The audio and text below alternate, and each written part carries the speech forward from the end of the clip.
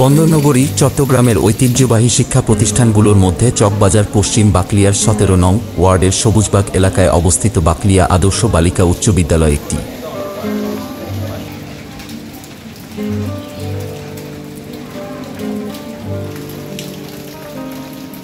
১৯৭৩ সালে প্রতিষ্ঠিত এই শিক্ষা প্রতিষ্ঠানটি চট্টগ্রামের স্বনামধন্য অন্যান্য শিক্ষা প্রতিষ্ঠানের মতো বরাবরই ভালো রেজাল্ট করে থাকে। বর্তমানে এই প্রতিষ্ঠানটি শিক্ষার মান ধরে রাখলেও পরিবেশগত কারণে কমে আসছে শিক্ষার্থী সংখ্যা।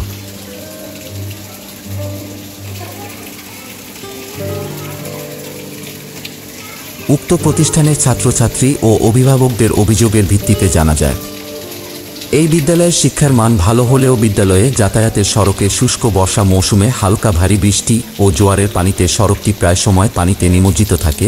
সেই সাথে বিদ্যালয়ের আশেপাশের সামনে বাসা বাড়ির ময়লা আবর্জনা বিদ্যালয়ের সামনে ফেলার ফলে দুর্গন্ধময় ও অস্বাস্থ্যকর পরিবেশে কোমলমতি শিক্ষার্থীদের প্রতিনিয়ত শারীরিক মানসিক সমস্যায় ভুগতে হয়।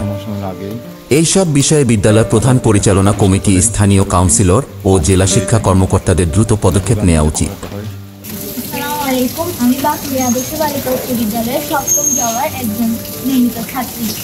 স্কুলে আসাকালীন একজন শিক্ষার্থী হিসেবে আমি কিছু সমস্যা ফেস করি, যেমন এখানে আসার সময় বিশেষ করে বর্ষাকালে পানির পরিমাণ বেড়ে যায়, যার ফলে আমাদের শিক্ষার্থীদের আসতে কষ্ট হয়।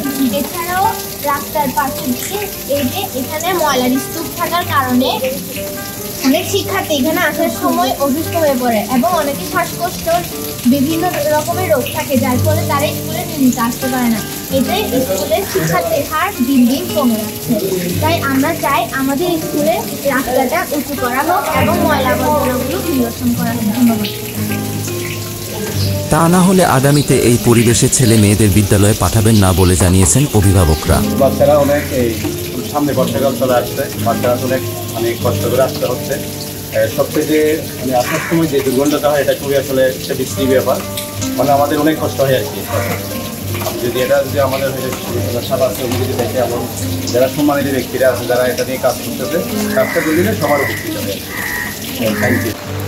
চাকতাই ডাইমেনশন খালের পাশে অবস্থিত বাকলিয়া সরকারি উচ্চ বিদ্যালয়ে সরেজমিনে ঘুরে দেখা যায়, চট্টগ্রামে শনিবার মধ্যরাত থেকে একাধারে বৃষ্টির কারণে বিদ্যালয়ের নিচতলার পাঠদানের শ্রেণীকক্ষ ও খেলার মাঠ সম্পূর্ণ পানির নিচে তলিয়ে গেছে।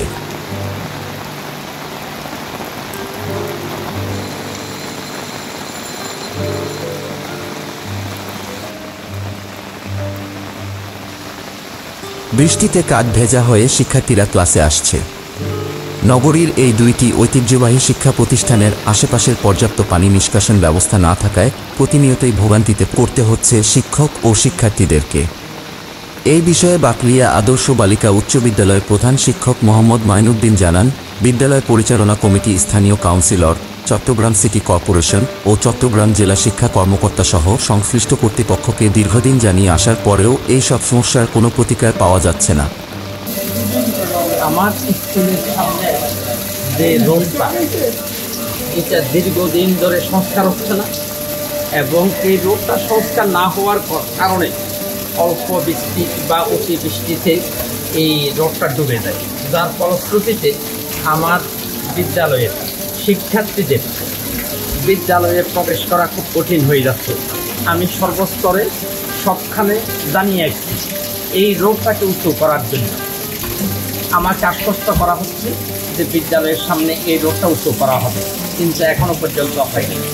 সর্বোপরি রোডের সামনে বিভিন্ন জনের এই যে ময়লা ফেলার কারণে এখানকার পরিবেশটা নোংরা থাকে। আমি সবাইকে নিয়ে সর্বোচ্চ চেষ্টা করতেছি যাতে এখানে পথে ঘাটে নোংরাগুলি বা ময়লাগুলি যাতে না ফেলে পরিষ্কার পরিচ্ছন্ন একটা পরিবেশ বজায় থাকে।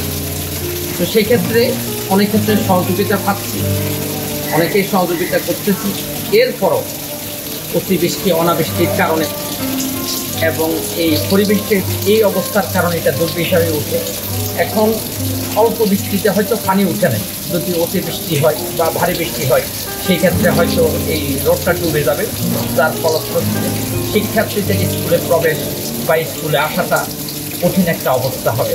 আমি সবার সাহায্য এবং সহযোগিতা চাই এই রোগটা উচ্চ করার কারণে, তাহলেই অনেকটা এই সমস্যা আশা করতেছি দূর হবে। সবাইকে ধন্যবাদ। চট্টগ্রাম থেকে ইসমাইল ইমনের পাঠানো তথ্যচিত্রে ডেস্ক রিপোর্ট, মিশন 90। মিশন 90 সংবাদের পিছনে নয়, ভিতরে ছুটি।